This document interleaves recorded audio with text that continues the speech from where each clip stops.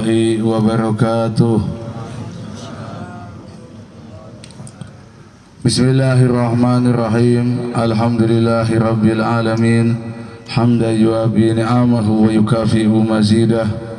Wassalatu wassalamu ala sayyidina Muhammad ibn Abdillah wa ala alihi wa sahbihi wa mawalah. Rabbi shrah li sadri wa yassir li amri wa hlul 'uqdatam min lisani yafqahu qawli, amma ba'd.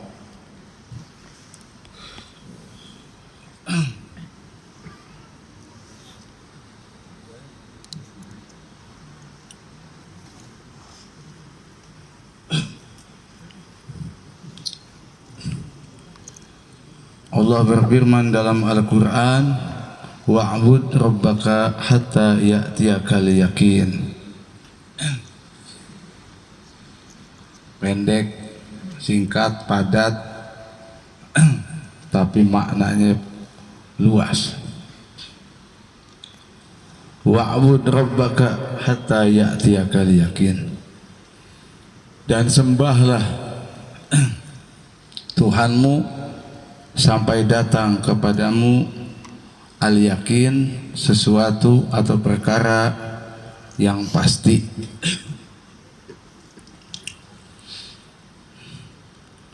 Jadi kata Allah, sembahlah Allah, beribadahlah kepada Allah sampai datang kepadamu perkara yang meyakinkan, perkara yang pasti. Apa yang pasti? Dunia belum tentu pasti,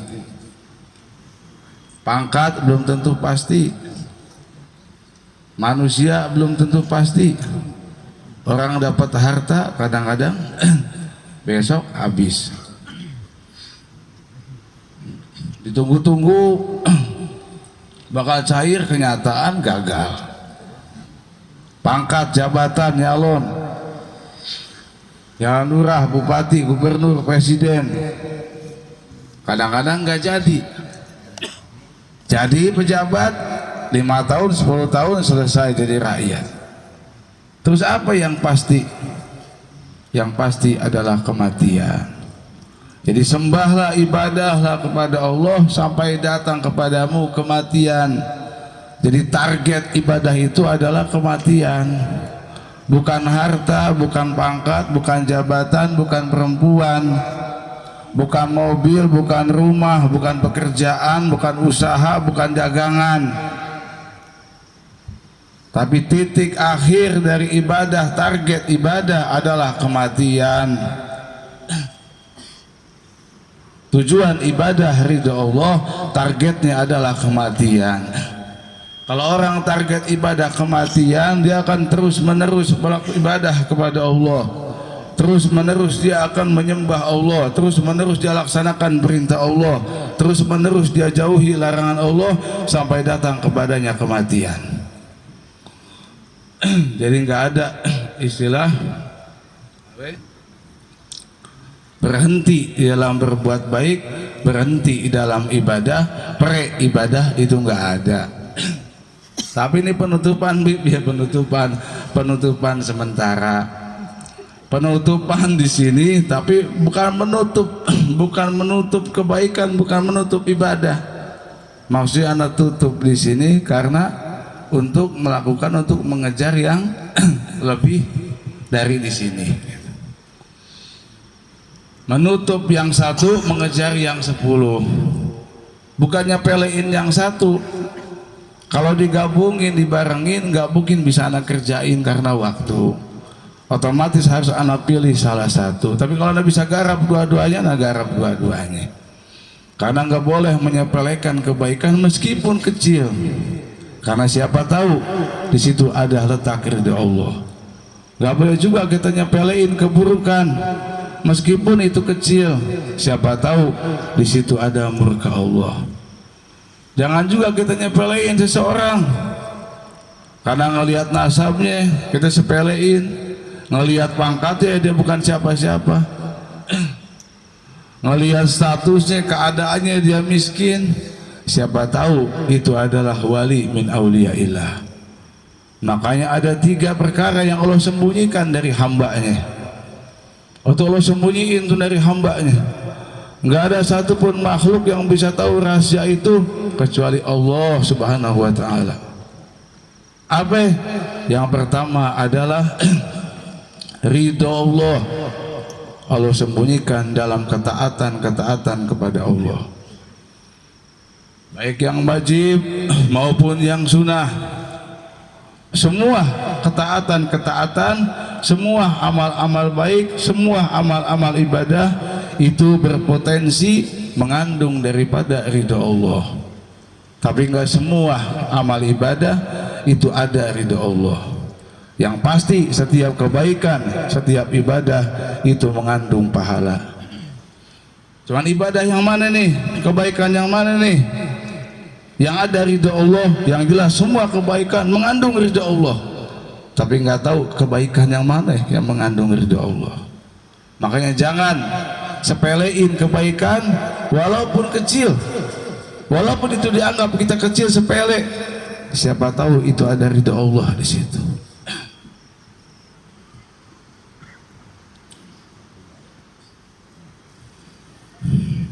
Ada cerita kita tahu banyak lah, bahkan Imam Ghazali radhiyallahu anhu itu seorang pengarang kitab-kitab, karangannya banyak. Yang paling masyhur kitabnya adalah Ihya Ulumuddin, yang dimana Ihya Ulumuddin itu malam yakrul ihya malahul haya. Sampai disebutin kata ulama, siapa yang nggak baca Ihya dia nggak punya malu kepada Allah. Sampai-sampai kitab-kitab tentang akhlak, tentang tasawuf, semua rujukannya, semua ngambil, kebanyakan hampir semua itu ngambil dari kitab Ihya Ulumuddin. Makanya madhab kita di dalam akhlak itu kepada Al-Imam Ghazali. Itu kitab Ihya karangannya. Banyak yang lainnya juga. Tapi diceritain bahwasanya Imam Ghazali itu mendapatkan ridho Allah sampai diberikan kenikmatan, itu bukan sabab karangan kitabnya, bukan sabab ibadahnya, qiyamul lail, malam ibadah sampai pagi, sholat puasanya, bukan. Tapi apa yang menjadikan sabab beliau mendapatkan ridho Allah? Karena satu waktu beliau begitu lagi mengarang kitab, itu tintanya itu ada lalat atau nyamuk masuk ke dalam tintanya. Terus beliau biarkan berhenti, beliau menulis karena ada lalat lagi makan, lagi minum tintanya. Sampai kenyang itu lalat. Begitu lalat itu pergi, baru beliau mulai lagi. Nah, dari kasih sayangnya sama lalat itu, membiarkan lalat itu minum daripada tintanya, nah disitulah datang ridho Allah. Itu pun kita tahu cerita bagaimana kisah seorang pelacur yang bekerjaannya emang dia melacur, bukan setahun 2 tahun, mungkin puluhan tahun. Dia makan minum, dia beli pakaian, bahkan daging yang tumbuh itu dari hasil melacur. Bayangin, sulit, nggak ada celah buat mendapatkan rahmat Allah, buat dia tobat kepada Allah. Tapi apa yang terjadi? Satu waktu begitu ada anjing kehausan, terus dia lihat anjing itu kehausan, dia berhenti. Itu anjing mau minum, nggak bisa karena sumurnya dalam. Dia berhenti, dia copot itu sendalnya, bakiaknya, dia turun ke sumur, dia ambil itu air, dia kasihin ke anjing yang kehausan itu. Nah, dari situ begitu anjing itu minum air dari si pelacur ini, nah begitu besoknya pelacur itu Allah bersihkan dosanya, Allah kasih hidayah, dia kembali ke Allah, dia tobat ke Allah, dia berhenti melacur sampai dia ahli sebagai menjadi orang yang taat ibadah kepada Allah. Tuh kebaikan yang kecil, jangan disepelein. Siapa tahu di situ ada ridho Allah. Yang pasti setiap kebaikan semua mengandung pahala, tapi tidak semua kebaikan mengandung ridho Allah. Ada ridho Allah.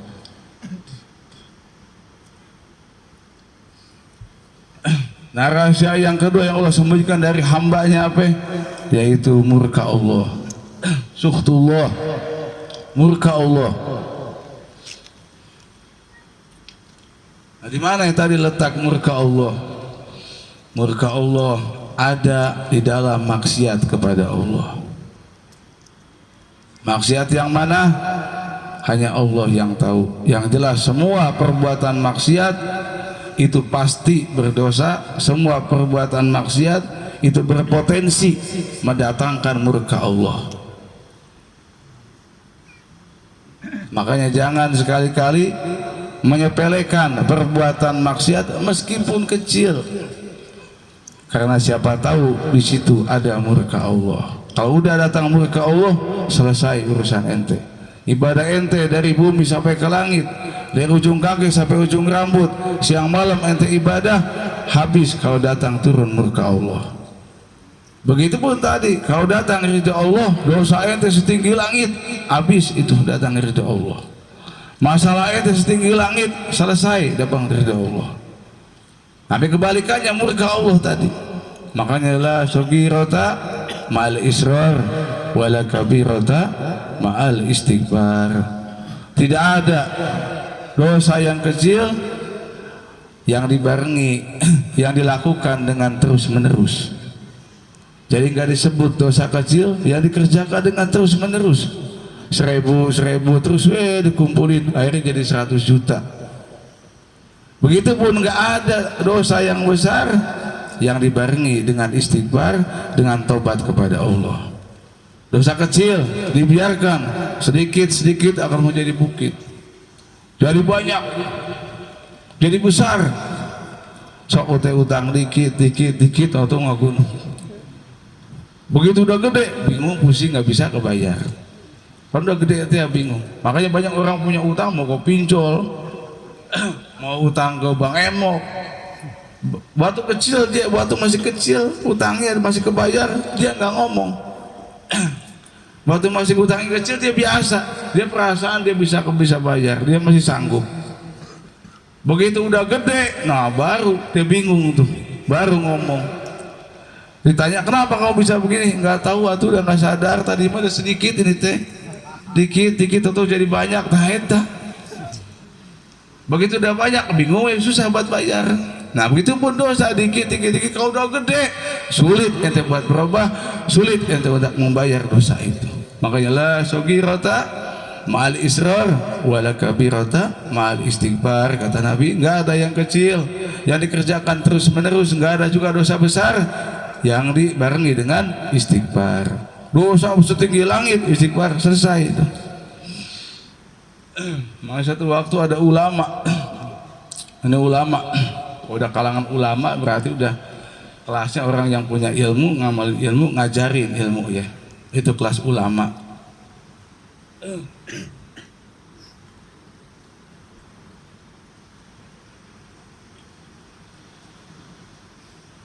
Allah, ulama ini biasa dakwah keliling. Selesai dakwah dia pulang. Enggak selesai dakwah kan dia biasa makan dulunya, makan kebuli, kambing itu biasa, dagingnya pada nyelap nih di giginya, yang elit dah, ayo nyelap di congkel daging makan elitnya. Tapi lamun ente nyongkel isina tahu makan kurang ajib.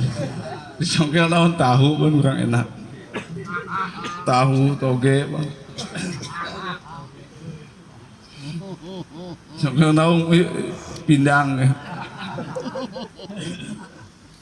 Nah itu ulama beres dakwah, beres tablik, makan, selesai makan pulang di ulama. Pulang, nah tahu di jalan di ulama gigi, ada yang pada nyelap di giginya. Karena nyelap di giginya nggak enak, itu ulama berhenti sebentar di pinggir jalan. Itu ada ranting, ada ranting dari pohon punya orang lain di pinggir rumahnya, dipetel, diambil, dipakai buat nyongkel giginya. Selesai nyongkel giginya, begitu itu ulama sekarat, itu nggak bisa syahadat ulama, nggak bisa syahadat. As tuh bingung, naon muni naonnya, nggak bisa syahadat itu ulama. Ditanya-tanya rempugan, bingung nih kenapa ini ulama bisa begini. Oh, ada yang jago, ini ulama pernah dosa apa ini? Ingat ulama yang waktu sekarat itu, ingat ulamanya. Yang kebayang sama dia itu congkel gigi, ranting yang dia ambil dipotes, dia buat congkel gigi. Itu yang menghambat dia untuk bersahadat. Bayangin, kecil sepele, bukan dimakan itu kayu, buat congkel dibuang. Tapi begitu dia nggak ngomong sama yang punyanya, apa dampaknya? Ngatnya dari ada murka Allah di situ. Dianggap kecil, ngatanya murka Allah di situ. Akhirnya ibadahnya, zikirnya, sholatnya, puasanya habis, nggak bisa nyapatin dia di saat sakarat, nggak bisa ngebantu di saat sakarat. Nah, itu makanya jangan sepelein dosa walaupun kecil. Makanya nggak ada yang menghambat rezeki yang melainkan dosa. Wa innal abda la yahrumu rizquhu la yuhramu rizquhu illa bidambin